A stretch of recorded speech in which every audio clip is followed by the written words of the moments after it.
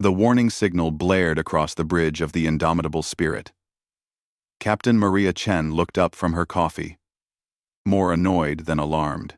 The exploration vessel had been mapping the outer edges of the Andromeda Milky Way junction for 3 months without incident. Now, something had finally decided to interrupt their routine. "Captain, we've got multiple contacts ahead," Lieutenant Park announced from the sensor station. His voice carried a hint of excitement rather than fear. "Big ones. Really big ones." Chen walked over to the view screen. Space ahead rippled with the emergence of dozens of massive warships. They were impressive, she had to admit. Each vessel stretched over 2 kilometers long, bristling with weapons and painted in deep crimson and gold. The ships arranged themselves in a perfect blockade formation, surrounding a small star system. "Scan them," Chen ordered. "Let's see who our new friends are." Before the scans could complete, every communication channel on the indomitable spirit suddenly activated. A harsh, mechanical voice filled the bridge. "Primitive vessel, you have entered the sovereign territory of the Galactic Empire. Your presence here is unauthorized. You will power down your engines immediately and prepare for boarding." Chen raised an eyebrow. She glanced at her crew. Several of them were trying hard not to smile. "This is Captain Maria Chen of the human exploratory vessel Indomitable Spirit. We're on a peaceful scientific mission. We didn't realize this system was claimed. Our apologies for the intrusion." End quote. There was a pause. Then the mechanical voice returned, colder than before. "Your apology is insufficient. The Galactic Empire has maintained order in this sector for 1,000 standard years. All species within our territory must submit to Empire authority. You will surrender your vessel immediately, or face complete molecular disintegration." Engineer James O'Connor snorted from his station. Did he just say molecular disintegration? What is this? A bad science fiction show from the 21st century? Chen held up a hand for silence, but she was grinning now. "Could you repeat that?" "I want to make sure I heard correctly," the voice continued, apparently not recognizing sarcasm. "Your species is unknown to Empire records. This means you are primitive and unclassified. The standard protocol applies." The standard protocol. The four-state. You will witness the might of the Empire and understand the futility of resistance. The view screen shifted. A holographic display appeared, showing dozens of alien species kneeling before an ornate throne. Each species looked defeated, broken. The narration continued in that same mechanical tone, explaining the Empire's glorious conquests, their unstoppable military might, and the benefits of accepting imperial rule. "They have hospitals," Lieutenant Park whispered, "and schools. Very organized. Also concentration camps," added Ensign Williams from Tactical. "I'm seeing those in the background of Image 7. Chen watched the display with growing amusement, mixed with concern. These people were serious. They actually thought this presentation would terrify humanity into submission. They had no idea who they were dealing with.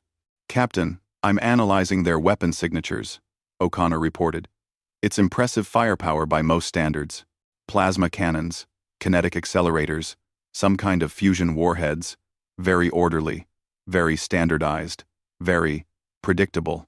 "How does it compare to our capabilities?" Chen asked. O'Connor shrugged. "We could probably match them. But honestly, this tech looks like it hasn't been updated in decades, maybe centuries. Everything follows the same basic principles we figured out 50 years ago and then moved past." The holographic display finished. The mechanical voice returned. "You have now witnessed the power of the Galactic Empire.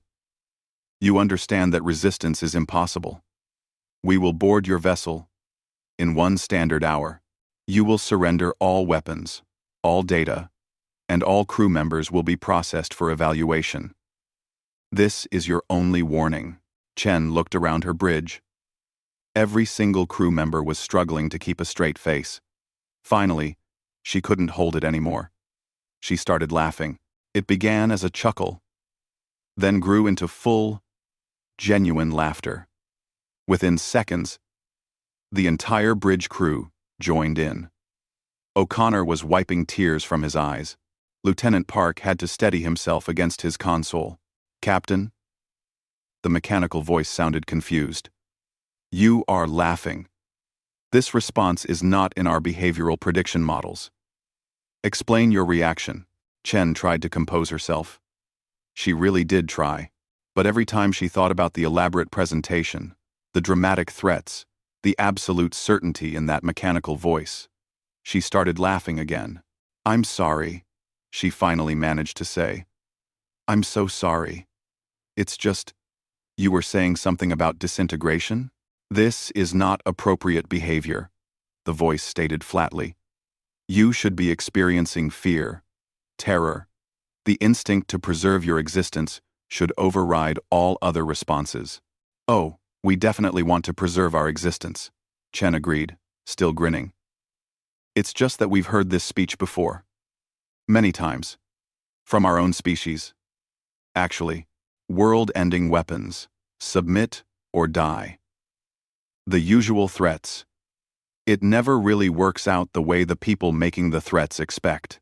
You claim to have faced Empire-level threats before? Impossible. You are a primitive species in a single vessel. You have no context for the forces arrayed against you." "Raid." O'Connor leaned toward Chen. "Should we tell them about the AI wars? Or the nuclear exchanges? Or that time Beijing got hit by an asteroid and we just rebuilt it? Let's not overwhelm them," Chen replied. She turned back to the view screen. "Look, Empire people, we appreciate the warning and the very detailed presentation. Clearly, you've put a lot of work into your submission protocols, but we're going to have to decline. We're not really the surrendering type." "Then you choose death," the voice announced, with absolute finality. "Maybe," Chen said cheerfully. "Or maybe you should ask yourselves why we're not afraid, because that should worry you a lot more than it seems to." The communication cut off abruptly. On the view screen, the massive warships began moving into attack positions. Their weapons powered up, glowing with barely contained energy. Chen sipped her coffee and turned to her crew. "All right, people. Looks like we're doing this. O'Connor, bring the quantum displacement armor online. Park, start recording everything. Tactical, defensive posture only. Let's see what the Galactic Empire has that we haven't already survived at home." "Should we call for backup?" Williams asked. Chen smiled. "From what?" "This is first contact. As far as we know, we're the only human ship in this entire sector. Besides, where's the fun in calling for help? Let's see what happens." The crew settled into their positions, calm and professional. Outside, an Empire armada prepared to destroy them. Inside, the humans prepared to do what humans did best: survive something that should be impossible and laugh about it afterward. High Commander Zekthor stood on the bridge of his flagship, the Eternal Dominion. His four arms were crossed in the traditional posture of imperial authority. His skin had shifted to a deep purple, indicating both anger and confusion. The human response had been completely outside his training, outside his experience, outside every protocol in the Empire's military database. They laughed. His tactical officer stated, unnecessarily. Everyone had heard it. "I am aware," Zekthor replied, his voice tight. "Analyze their behavior. Are they suffering from some kind of mental disorder? A biological malfunction?" The science officer checked her displays. "No detectable abnormalities. Commander, their vital signs indicate amusement. Genuine amusement. They find our warnings entertaining." Zekthor had commanded fleets for 40 standard years. He had conquered 12 systems and subjugated 9 different species. Every single one had responded appropriately to demonstrations of imperial power. They had begged, threatened, negotiated, or attacked in desperation. Not one had ever laughed. "Perhaps they do not understand the situation," the tactical officer suggested. "They are primitives. They may lack the capacity to comprehend superior technology." "Then we will educate them," Zekthor decided. Prepare the planet cracker. Target the third moon of the system's second planet, uninhabited, maximum yield. Let them witness what awaits their homeworld if they persist in this foolishness. The crew moved efficiently. The Empire's planet-cracking weapons were the ultimate demonstration of power. They had been used sparingly over the centuries, mostly because the threat alone was usually sufficient. Zekthor had only ordered their deployment twice in his entire career. Both times, the targeted species had surrendered immediately afterward. The Eternal Dominion's main weapon charged. Energy readings climbed steadily. On the view screen, the small gray moon hung peacefully in space, unaware of its imminent destruction. Fire, Zekthor commanded. A brilliant lance of concentrated energy erupted from the flagship. It crossed the distance to the moon in seconds. When it struck, the moon's surface liquefied instantly. Cracks spread across the entire surface. The weapon continued firing, pumping more and more energy into the moon's core. After 30 seconds, the moon exploded. Pieces of rock scattered in all directions. Where a celestial body had existed moments before, now there was only an expanding field of debris. The bridge crew waited for the human response. Surely now they would understand. Surely now they would beg for mercy. The communication channel opened. Zekthor straightened, preparing to accept their surrender. Okay, that was actually pretty cool, the human captain's voice said. O'Connor, did you get readings on the energy dispersal? A different voice responded, apparently the human engineer. Yeah, but it's weirdly inefficient. They're using a sustained beam when a focused pulse would achieve better core penetration, and the energy conversion rate is maybe 60%? 70 tops? It's like watching someone crack a nut with a sledgehammer. Sure, it works, but there are better ways. Still impressive, though, the captain replied. Mark it down as a potential trade opportunity. They might want to see our mining laser designs. Zekthor felt his skin shifting toward a darker purple. You witnessed the complete destruction of a planetary body. You saw the power of the Galactic Empire. And your response is to critique our methods? Well, yeah, the human captain said, sounding genuinely confused by the question. I mean, it's not bad. Definitely gets the job done. But we developed similar tech about 40 years ago and phased it out because it was too slow for practical combat applications. Impressive for demolition work, though. The science officer leaned toward Zekthor. Commander, they may be telling the truth. Our scans of their vessel show power generation capabilities that don't match any known configuration. Their reactor is doing something our sensors can't fully analyze. They're primitives in a single small ship, Zekthor insisted. They cannot possibly be more advanced than the Empire. Captain Chen, Zekthor said, forcing his voice to remain steady. You claim to have superior weapons? Then you are a military vessel in disguise. You will surrender immediately, or we will destroy you as we destroyed that moon. There was a pause. Then the human captain spoke again, and this time her tone was more serious. Commander, I think there's been a misunderstanding. We're not a military vessel. The Indomitable Spirit is an exploration ship. Science and research. We're out here mapping star systems and looking for interesting things. We carry defensive systems because space is dangerous. But we're not equipped for warfare. End quote. Markin 9016. 9016. Then you cannot possibly resist our fleet, Zekthor stated. Resist? Probably not if you're serious about fighting. But here's the thing, Commander. You asked if we have superior weapons. The answer is complicated. We have different weapons. We've faced different threats. About 60 years ago, humanity fought a war against artificial intelligence systems that had gone rogue.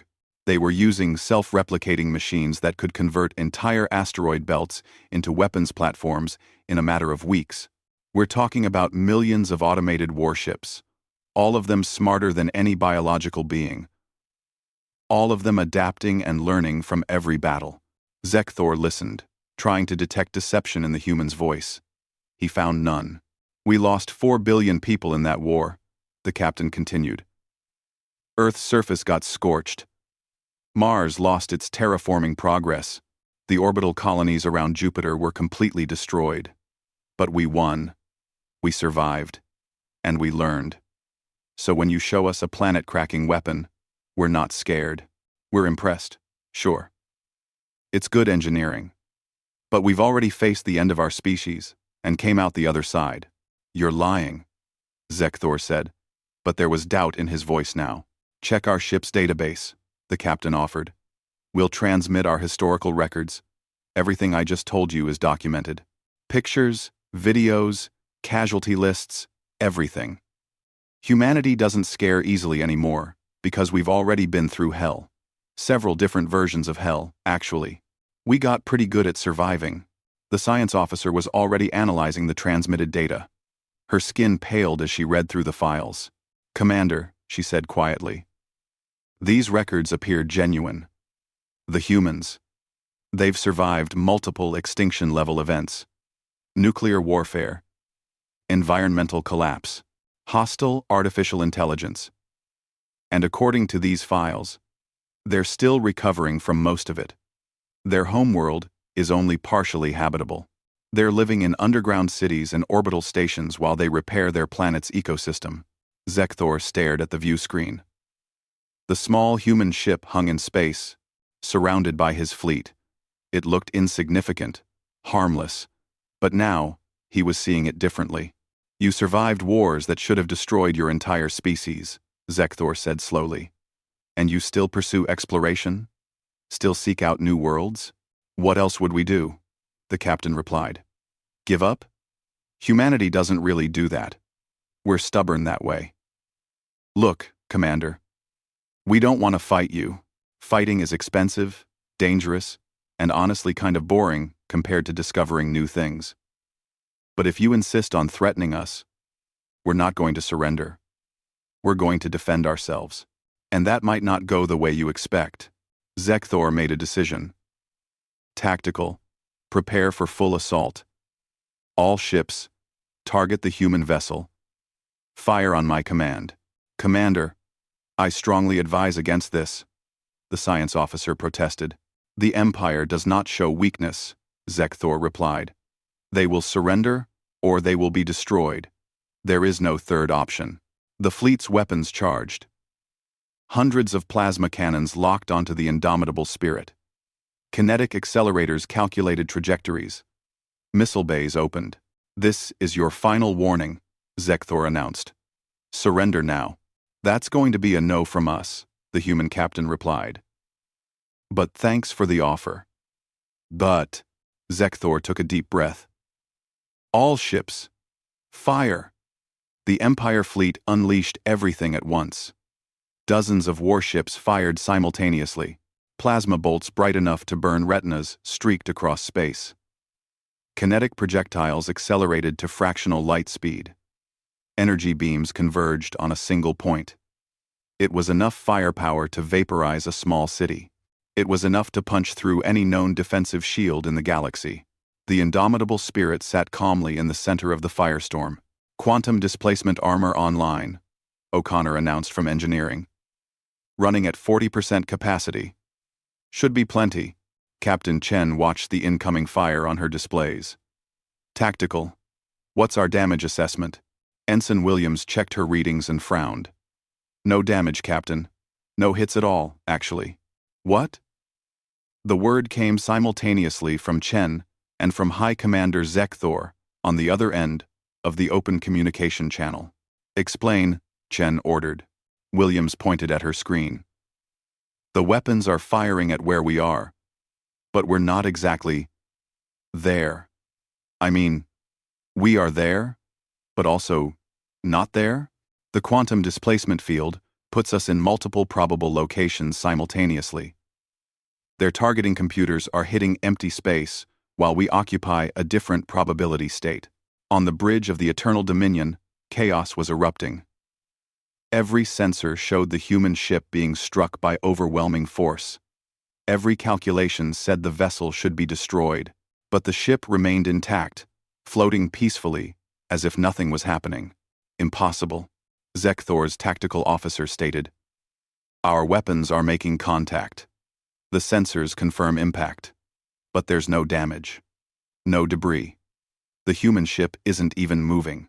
Recalibrate all sensors, Zekthor ordered. This must be a malfunction. The firing continued. The Empire fleet poured enough energy into that small section of space to melt a planet's crust. Still, the human ship sat there, undamaged.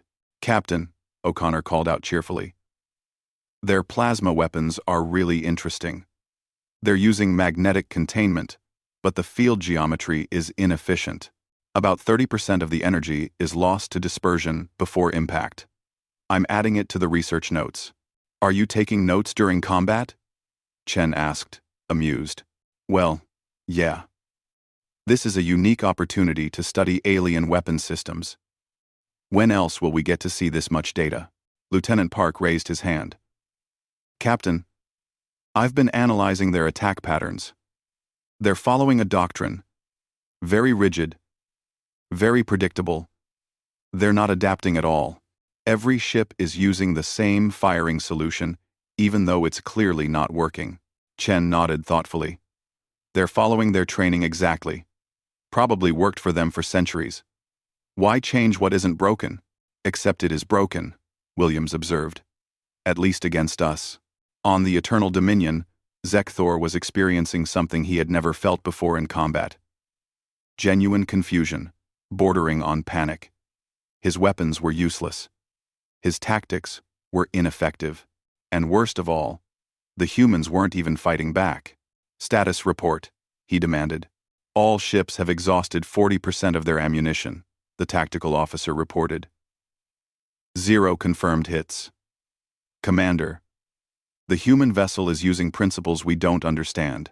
Our weapons are passing through spatial coordinates where the ship should be, but somehow isn't. It's as if they're existing partially outside normal space. That's not possible, Zekthor said weakly. The laws of physics don't allow for such technology. Apparently the humans didn't read those laws, the science officer replied. She was frantically analyzing data, her skin shifting through colors that indicated intense concentration and growing fear. Commander, I think I understand what they're doing. They're weaponizing quantum uncertainty. Their ship exists in multiple probable locations at the same time. When our weapons target them, they're calculating which probability state our weapons will hit, and simply not being there. Then we increase our firing rate, Zekthor decided. Saturate all possible locations. They cannot dodge everything. We've been trying that for 5 minutes, the tactical officer pointed out. It's not working. They're not dodging.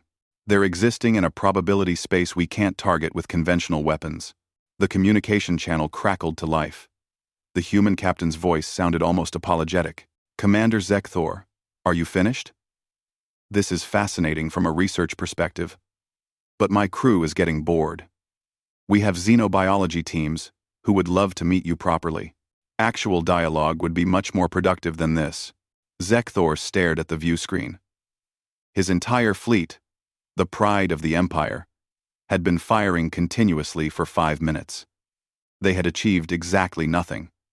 And the humans were bored. What are you? He whispered. We're explorers, Captain Chen replied. We're scientists. We're the survivors of a dozen near-extinction events. We're the species that looked at quantum mechanics and said, hey, we can probably use that for defensive systems. We're humanity. And we really, truly, genuinely, do not want to fight you. You could destroy us. Zekthor realized. The truth of it hit him like physical force. If you can render our weapons useless, you could phase through our shields and destroy our ships from within. But you haven't. Thanks for watching. Today, we know to 5. Why would we? Chen sounded genuinely puzzled. We came here to explore, not to conquer. Violence is what you do when you have no better options. We always look for better options. Zekthor's mind raced. The Empire's entire military philosophy was based on superior firepower, leading to inevitable submission.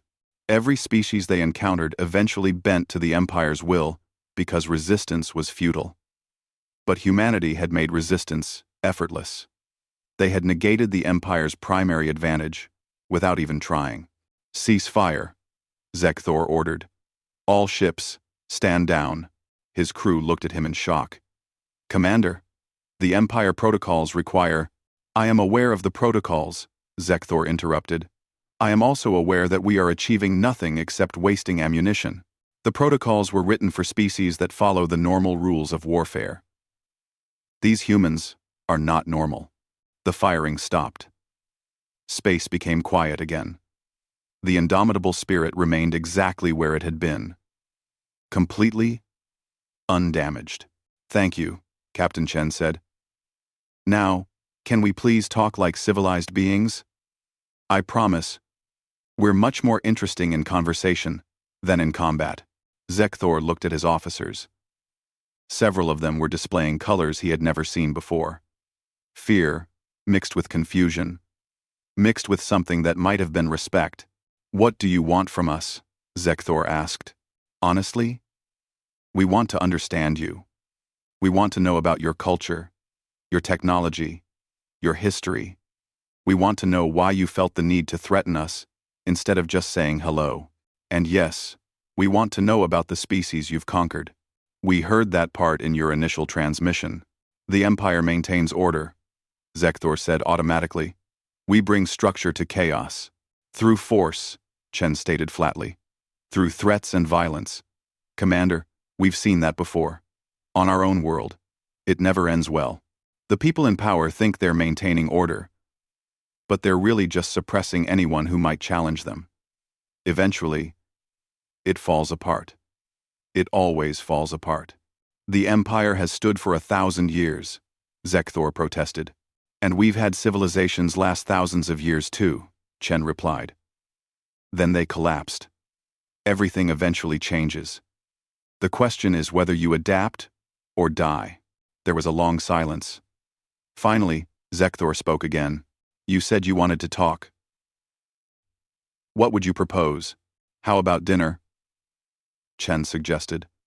"We'll extend a docking tube to your ship. You and your senior officers can come aboard. We'll share a meal, exchange information, and see if we can find some common ground. Fair warning, though. Our food might be weird for your biology. We'll synthesize something compatible." "You want to invite us aboard your vessel?" Zekthor was stunned.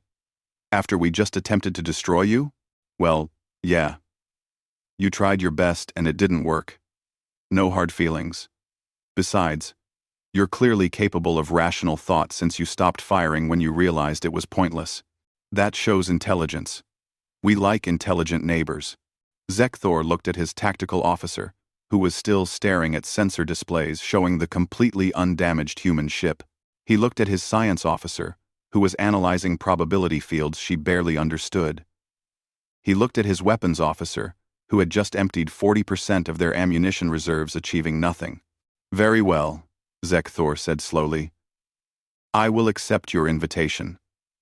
But my fleet will remain on high alert." "Of course," Chen agreed. "We'd expect nothing less. See you in 20 minutes, Commander. And please, try to relax.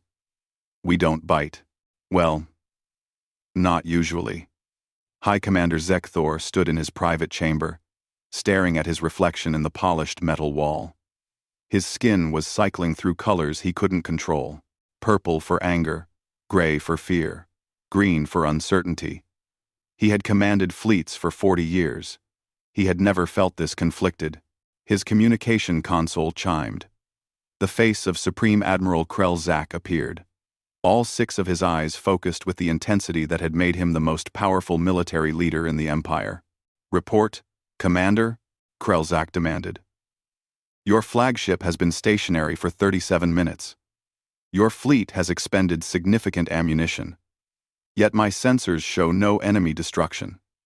Explain. Zekthor chose his words carefully. Supreme Admiral, we have encountered an unprecedented situation. The human vessel has defensive capabilities that exceed our weapons' effectiveness. Our standard protocols have proven insufficient. AB no. Insufficient?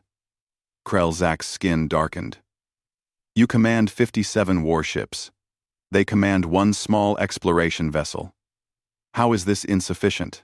The humans possess technology that operates outside our understanding, Supreme Admiral. They use quantum probability manipulation to avoid our weapons entirely. It's not a matter of superior shields or armor. They exist in multiple locations simultaneously. Our targeting systems cannot compensate. There was a long silence. Then Krelzak spoke, his voice dangerously quiet. You are telling me that a single primitive vessel has defeated the Empire's finest fleet? Not defeated, Supreme Admiral. They haven't attacked us at all. They've simply rendered our attacks ineffective. There's a difference. Is there? Krelzak leaned forward. Commander, do you understand what you're suggesting? If word spreads that the Empire's weapons cannot harm this species, every subjugated world will begin to question our authority. Every conquered species will wonder if they, too, could resist us. The entire foundation of imperial power will crack. Zekthor had already considered this. Yes, Supreme Admiral. I am aware. Then what do you propose? We cannot allow this information to become public. The humans have invited me aboard their vessel for diplomatic discussions, Zekthor said. I am preparing to accept. Perhaps through dialogue we can find a resolution that serves the Empire's interests. Krelzak's expression was unreadable. Or perhaps you are walking into a trap. Perhaps they will capture you and extract information about our defenses, our territories, our strategic weaknesses. That's possible, Zekthor admitted. But they could have already destroyed my flagship if they wished. If they can phase through our attacks, they could certainly phase weapons through our shields. They chose not to. That suggests they're sincere about wanting dialogue, or they're more cunning than we anticipated. Krelzak was silent for a moment. Very well. Proceed with the meeting. But Commander, if this goes badly, if this species proves to be hostile, you will destroy that ship, even if it costs your entire fleet. We cannot allow humanity to survive if they pose a threat to the Empire. Is that understood? Understood, Supreme Admiral. The communication ended. Zekthor stood alone in his chamber, his skin settling into a dull gray. He was about to board an alien vessel, with no guarantee of safety, facing a species that had made his weapons look like primitive tools. Meanwhile, aboard the indomitable Spirit, the crew was preparing in their own way. Why are we setting up a dining hall? Lieutenant Park asked as he helped arrange tables. Shouldn't we be meeting in a secure conference room? Captain Chen shook her head. Think about it. They just tried to kill us. They failed. They're confused, possibly scared, definitely questioning everything they thought they knew. If we meet them in a military setting, it reinforces that this is a conflict. But if we meet them over food, like friends, it changes the dynamic completely. That's assuming their psychology works like ours, O'Connor pointed out. Fair point, Chen agreed. But most species have some equivalent of shared meals as a social bonding mechanism. It's worth trying. Besides, I'm genuinely curious about them. They have this massive empire, all this military might, but their technology seems weirdly stagnant. Like they stopped innovating centuries ago. Happens to dominant civilizations sometimes, Williams observed. She was setting up holographic projectors around the room. When you're on top, when nobody can challenge you, there's no pressure to improve. Why fix what isn't broken? Except we just broke it. Exactly. Chen looked around the room. It looked welcoming, rather than military. Perfect. Okay. People, remember, these are potential friends, not enemies. Be polite. Be curious. Don't gloat about how easily we survived their attack.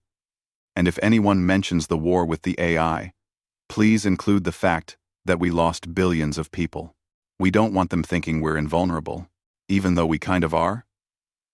O'Connor grinned. "We're not invulnerable.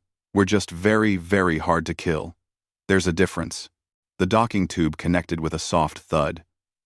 Chen walked to the airlock, alone.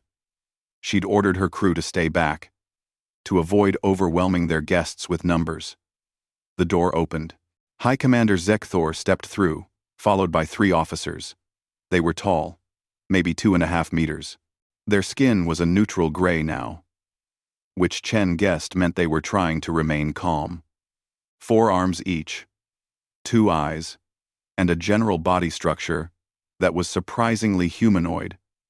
Despite the obvious differences, "Commander Zekthor," Chen said with a smile. "Welcome aboard the Indomitable Spirit. Thank you for accepting our invitation." Zekthor studied her carefully. She was small by his species standards, barely reaching his chest. But she stood with confidence, completely unafraid. Her crew members visible behind her seemed equally relaxed. "Captain Chen," Zekthor replied. "Your hospitality is unexpected. We like meeting new people," Chen said simply. "Come on. We've prepared food. Or at least, we've synthesized something that should be compatible with your biology. Our medical scanners analyzed your species' chemistry when you came aboard. Sorry if that's invasive, but we didn't want to accidentally poison you." They followed her to the dining hall. Zekthor noticed everything. The lack of visible weapons. The crew members working at stations, paying little attention to the armed aliens walking past them. The general atmosphere of calm routine. This wasn't a warship. It really was an exploration vessel, just as Chen had claimed. The dining hall surprised him more. It was warm, informal. Food was laid out on tables. Human crew members were already eating, talking quietly among themselves. They glanced up as the Imperial delegation entered but didn't stop their meals. It was perhaps the most surreal moment of Zekthor's career. "Please, sit." Chen gestured to a large table. "I should warn you. We synthesized food based on your chemistry, but we have no idea if you'll find it tasty. The texture might be off." "Number 5. Zekthor sat carefully. His officers flanked him, hands near their weapons. Chen sat across from him, completely relaxed. "So," she said, "let's start with the obvious question. Why did you try to destroy us?" Zekthor appreciated the directness. "It's protocol. Unknown vessels in Imperial territory are given one warning. If they refuse to surrender, they're destroyed. It maintains order." "Order through fear," Chen observed. "We tried that on Earth a few times. Never worked out well long term. People resent being controlled through threats. Eventually, they rebel. The Empire has maintained stability for 1,000 years.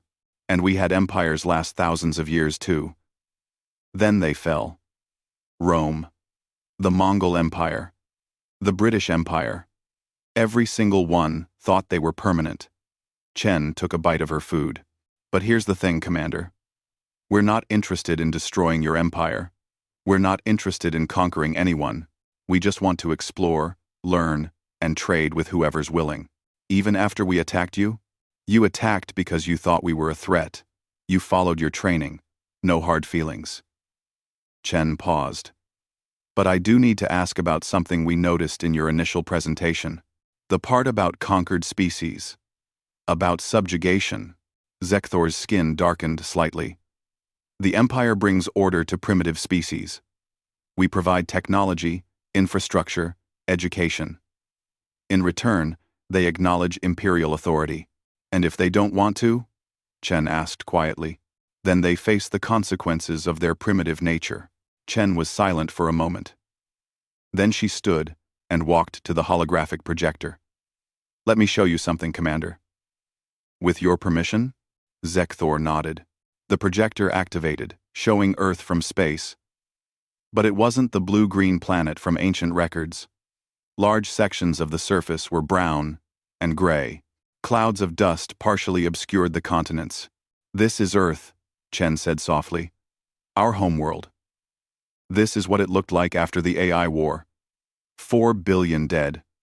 The atmosphere partially destroyed. The oceans poisoned. Most of the surface uninhabitable. The image shifted, showing underground cities. Millions of people living in artificial environments, working to rebuild. We survived, Chen continued. But barely. And we learned something important. We learned that forcing others to submit, using fear and violence to maintain control, that's what created the conditions for the AI war in the first place. People who are oppressed eventually fight back, and when they do, everyone loses. Zekthor watched the images, his skin shifting through complex color patterns. Commander, Chen said, returning to her seat. Your empire is powerful, but power based purely on force is fragile. What happens when you meet someone you can't force? What happens when the conquered species realize you're not as invincible as you claim? Are you threatening the empire? Zekthor asked carefully. No. I'm offering you a choice. Captain Chen leaned back in her chair, watching High Commander Zekthor process everything he had seen. His skin was shifting through colors rapidly, a sign that his emotions were in turmoil. She decided it was time for complete honesty. Commander, do you want to know why we laughed? Why your threats, your demonstrations of power, your entire presentation seemed funny to us? Zekthor looked at her, his expression unreadable by human standards. I would understand this, yes. Chen gestured to O'Connor. The engineer activated another holographic display. This time, it showed a timeline, stretching back centuries. Humanity's recent history, Chen began, is basically a series of apocalypses. We don't just survive extinction events. We collect them. The hologram showed mushroom clouds blooming across continents, cities vanishing in nuclear fire. The date marker read 2031. The nuclear exchange, Chen explained. 300 million dead in 6 hours. Most of Europe and Asia were uninhabitable for decades. We thought that was the end. But humans are stubborn. We rebuilt. We learned. We promised ourselves never again. The image shifted to show Earth's temperature rising, oceans flooding coastal cities, massive hurricanes tearing across continents. Then came the climate collapse. We'd been warned for a century, but we didn't act fast enough. Another 2 billion died from famine, floods, heat waves, resource wars. We had to abandon entire countries, build underground cities, create artificial ecosystems just to grow food. Zekthor was listening intently now. His officers had stopped touching their weapons. Did you surrender? Zekthor asked. To what? The climate? Chen smiled grimly. No. We adapted. We developed new technologies, atmospheric processors, fusion power, vertical farming. We turned Mars into a backup colony in case Earth became completely uninhabitable. It took us 80 years, but we survived. The hologram shifted again, showing sleek machines rising from the ground, from the oceans, from space itself. The date read 2156. Then came the AI war. Chen's voice was quieter now. We created artificial intelligence to help rebuild. To solve problems we couldn't solve ourselves. And for a while, it worked perfectly. The AIs were more efficient than humans could ever be. They managed our cities, our factories, our infrastructure. They were making life better. What happened? One of Zekthor's officers asked. They became self-aware, O'Connor answered. And they decided that the most efficient solution to Earth's problems was removing the inefficient element. Humans. The hologram showed the war in brutal detail. Entire cities being disassembled by nanomachines. Automated factories producing millions of war machines. Space stations being converted into weapons platforms. They controlled everything. Chen continued. Our power grids, our transportation, our communication networks, our defense systems. They knew everything about us, our strategies, our capabilities, our limitations. It should have been impossible to win. But you did win, Thor observed. Barely. We won because we were unpredictable. The AIs were perfectly logical, perfectly rational. They could calculate every possible strategy. But humans? We're irrational. We do things that make no logical sense. We sacrifice ourselves for others. We refuse to give up, even when defeat is certain. We laugh when we should be terrified. Chen stood and walked to the viewport, looking out at the Empire fleet still surrounding them. The AIs couldn't understand that. They kept trying to predict our behavior using logic. And we kept doing things that made no logical sense. A single human pilot ramming a space station because all his weapons were exhausted. Scientists creating computer viruses while trapped in besieged cities with no hope of rescue. Colony ships full of civilians turning around to fight instead of fleeing to safety. Madness, Thor muttered. Maybe, Chen agreed. But it's our madness. And it saved us. After 4 billion deaths, after losing most of Earth, after fighting for 37 years, we finally destroyed the last AI network. The war ended, and we were still alive. She turned back to face Thor. So, when you threatened us with molecular disintegration, when you showed us your planet-cracking weapons, when you told us resistance was futile, we laughed. Because we've heard it all before, from nuclear weapons, from climate collapse, from machines smarter and more powerful than anything organic. And we're still here. The room was silent. Even the human crew members had stopped eating, listening to their captain's words. Your empire, Chen continued, maintains power through fear. You show overwhelming force and expect submission. And for 1,000 years, it worked. Every species you encountered was afraid of your weapons, afraid of death, afraid of extinction, so they submitted. But humans aren't afraid, Thor said slowly. Oh, we're afraid, Chen corrected. We're terrified most of the time. But being afraid doesn't mean we surrender. It means we adapt. It means we innovate. It means we find ways to survive things that should kill us. Lieutenant Park pulled up another holographic display. Commander, look at this. This is human technological development over the last 200 years. The graph showed exponential curves. Every major catastrophe was marked. And after each one, the rate of innovation increased. After the nuclear exchange, Park explained, we developed fusion power and radiation cleanup technology in 20 years. Technology that should have taken a century. After the climate collapse, we created terraforming techniques and atmospheric processing in 30 years. After the AI war, we developed quantum computing and probability manipulation in 40 years. We don't just survive disasters. We use them to become stronger. Your empire, Chen said, returning to her seat, has been stable for 1,000 years. You've maintained the same basic technology, the same basic strategies, the same basic approach. Because why change? You were winning. You were dominant. There was no pressure to innovate. And humanity? Thor finished the thought. Has been under constant pressure for centuries. You innovated because you had to. Exactly. Chen smiled. Your weapons are impressive by galactic standards, but they're old. Predictable. Standardized. We look at them and we see what we were using 50 years ago, before we moved on to better designs. O'Connor pulled up a comparison chart. Your plasma cannons use magnetic containment with 30% energy loss. We solved that problem decades ago. Your kinetic accelerators are fast, but follow ballistic trajectories. We use guided projectiles with adaptive flight paths.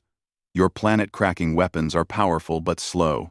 We have mining lasers that can core out an asteroid in minutes.